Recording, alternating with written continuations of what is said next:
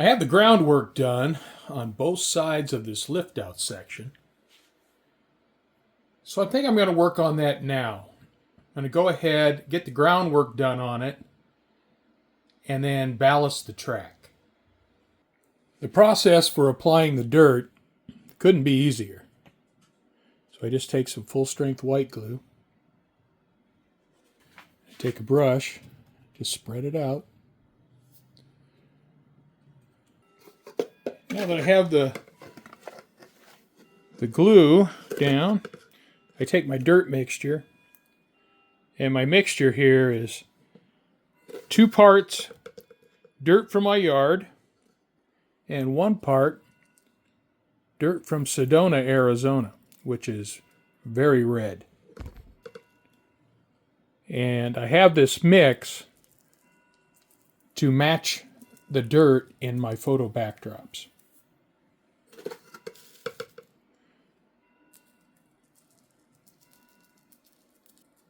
And I know it looks like I'm getting it on really heavy, and I am.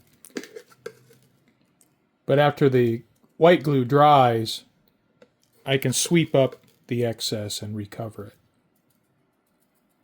All right, now that I have the dirt down, what I'll just do is take my finger and press the dirt down into the glue. That way I make sure I got the dirt down in the glue, so when the glue dries, this dirt is embedded in it. All right, I have the dirt down on my lift out section, and you'll notice there's a corner here that's bare. And right here, there's going to be a street. Now, if you watched my tour video, part 2, you'll know that this entire area here is going to be a downtown city area. And so right here, I'm going to have a street coming through. I probably should have not applied any dirt back here further, but I didn't think about it until I got right up here against where I'm going to have my street. So when the time comes to put this street in, if I have to, well, I'll just have to remove some of this dirt. One thing about being retired is I can make my own schedule. 20 after 12, in the middle of the night. It's a beautiful, cool 70 degrees outside. And I took a 4-hour nap, so I think I'll stay out in the train room, run some trains, clean up my mess, turn on my audiobook, and just hang out and enjoy the train room atmosphere. I cleaned up the excess dirt, and I applied a bunch of small pebbles to the remaining dirt, and I may have overdone it a little bit, but trying to give this lift out section a little bit of character, and there's only so much I can do with this, so I'm going to go ahead and leave these pebbles. So first, I will saturate the dirt with isopropyl alcohol. And since this is such a large area, you'll have to do it in sections.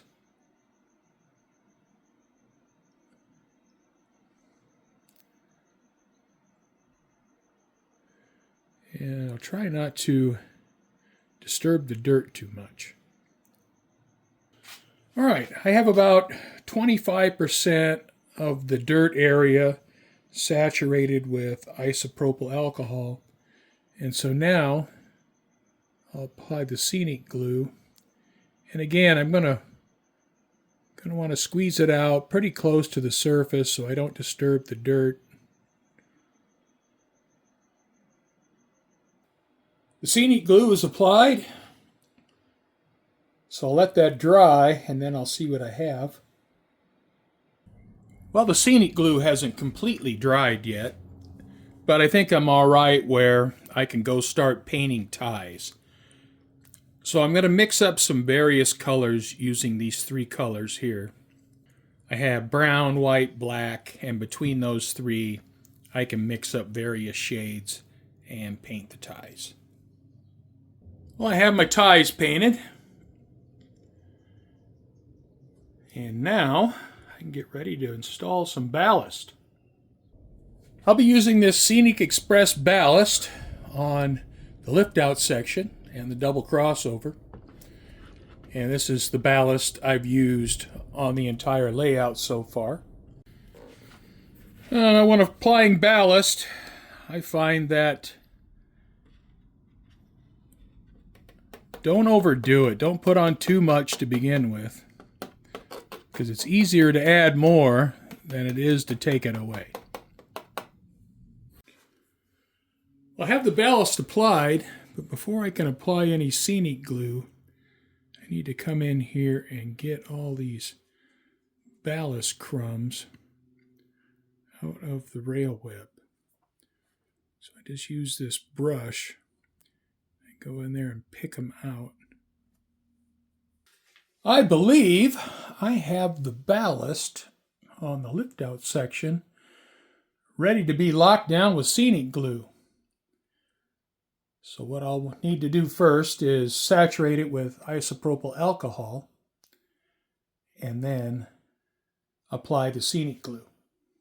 All right, it is time to get this locked down. And I don't even want to breathe on this ballast, because I do not want this ballast to get up in the rail web. So I'd be very careful. Patience is definitely a virtue here.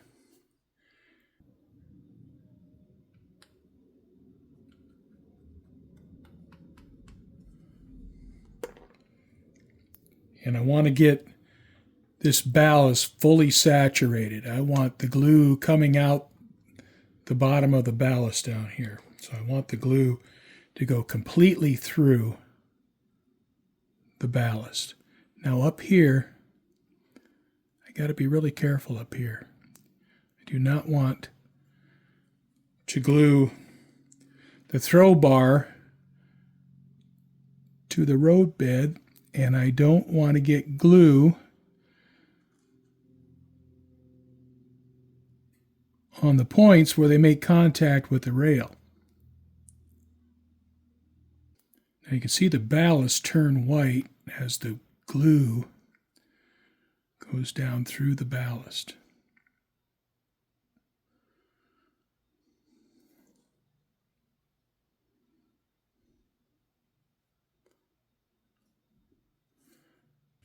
The scenic glue is applied to the double crossover and the lift out section. So I'll let this dry all day. I'm going to put these 3 washes on my lift out section now. If you've watched some of my previous videos, this is all old news to you, but I'll go over it again.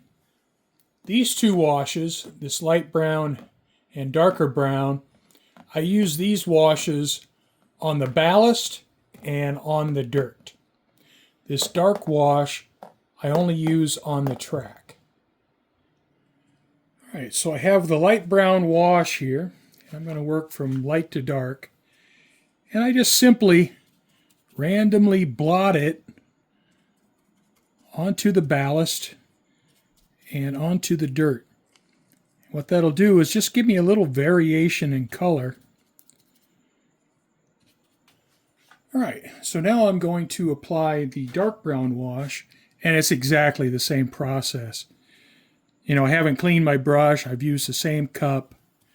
It's all right. If these colors mix, that is perfectly fine.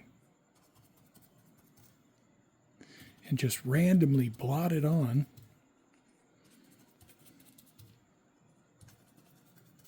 And lastly, I want to add the dark track wash. Now I want to avoid these areas here where the points make electrical contact. Other than that, I just run this down the track, and I also want to get the edges of the ties.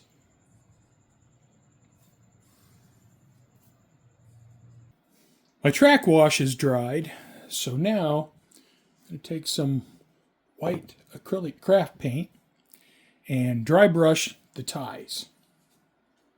So what I need to do is get some white paint in my brush and get the white paint out of my brush.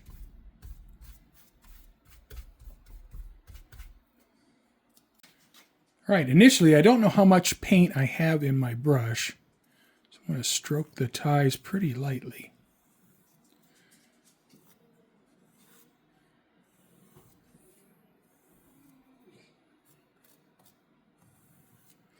And I'm going to want to get the edges.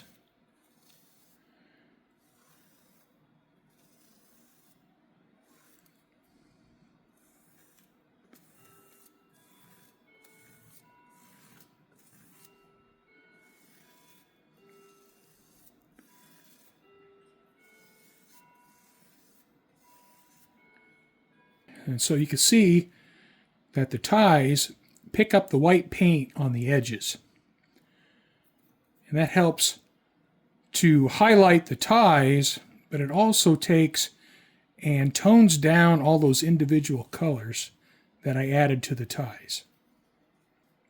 All right, now I'm going to take this MIG medium rust and I'm going to highlight all of the spike detail. Now, if you've watched my previous videos, you know the routine here. I'll take the paint and I'll thin it just a little bit. All right.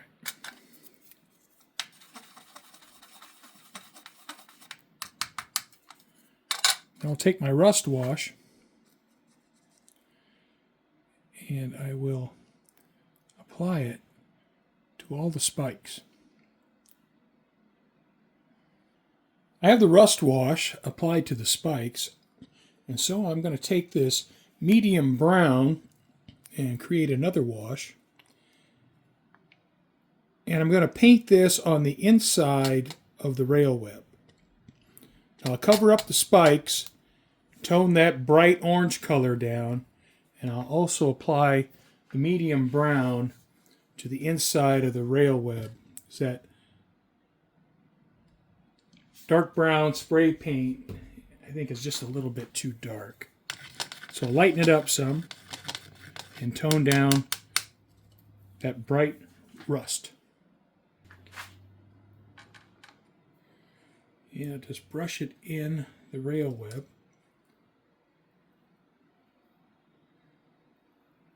This paint is pretty thin.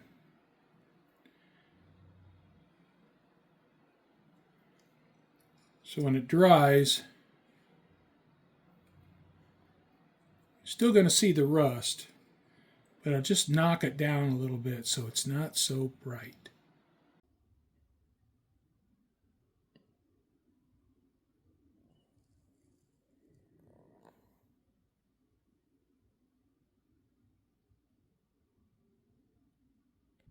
A lift-out section with dirt track and ballast isn't especially exciting. What I think I might do is add some static grass to it. Try to give it a little bit of flair. To get the static grass to flow, I'm going to bring some of the static grass down here, then down to the tunnel portal area, and then out onto the lift-out section. Going to add some 12 millimeter static grass, right in here and here. Now 12 millimeter works out to 40 inches, which is a little bit long.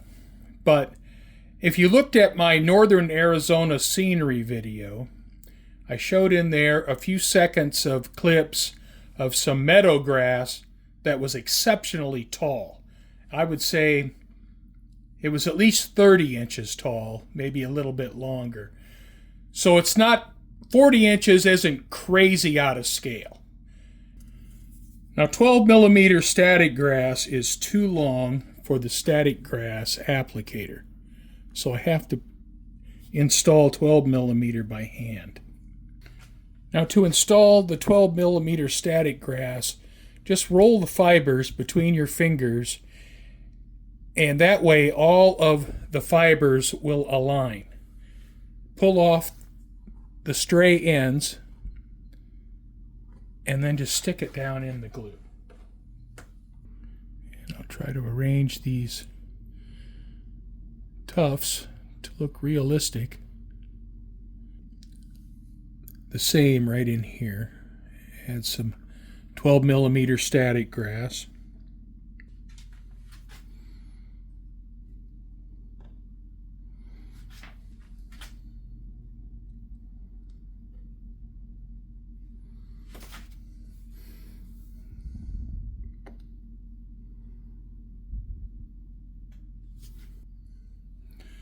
Now I don't love the color of this static grass. Tempted to paint it, but I think I'll probably just leave it for now.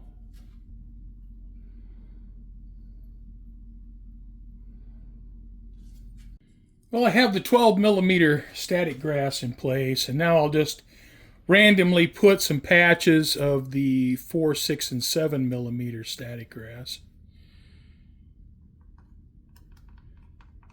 Now this is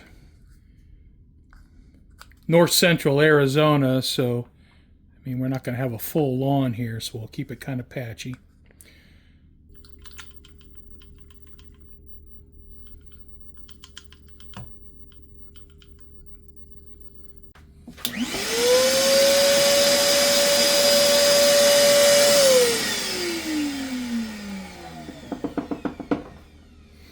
I have a plastic container over here to my right that I put this static grass in when I recover it. So I get most of it back.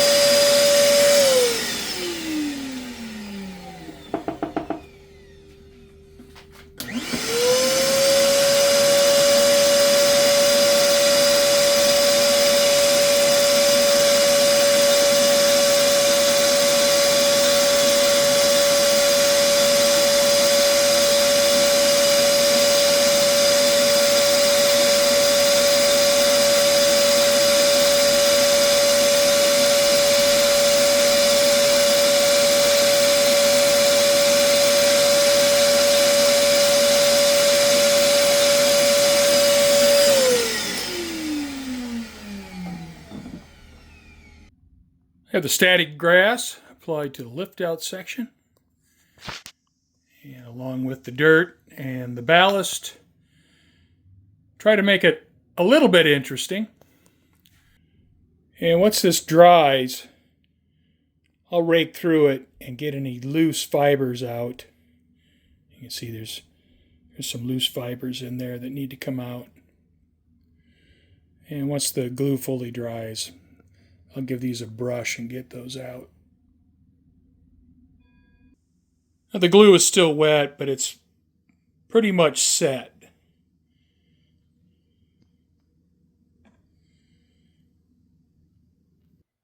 The double crossover on my lift out section are the only turnouts not controlled by tortoise machines on my layout.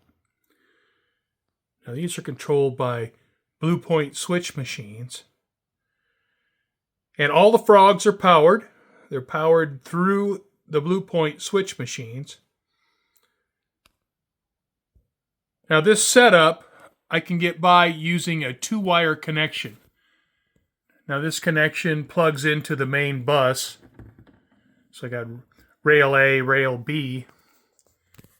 That feeds up into the bottom of the lift out section and through the Blue Point switch machines, I can power the frogs.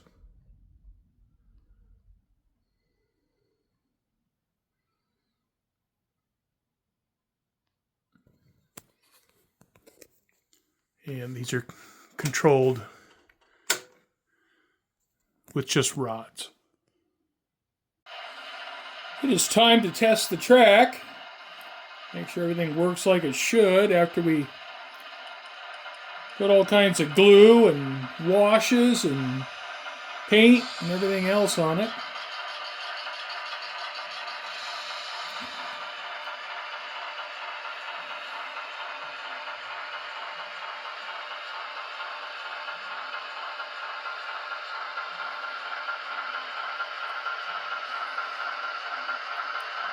This Bowser VO1000 does not have a keep alive capacitor.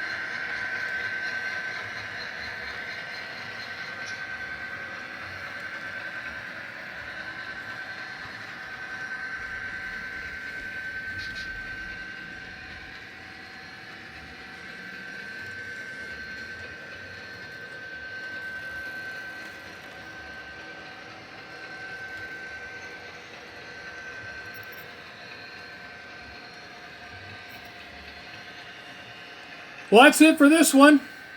I want to thank you for watching, and I hope you join me next time.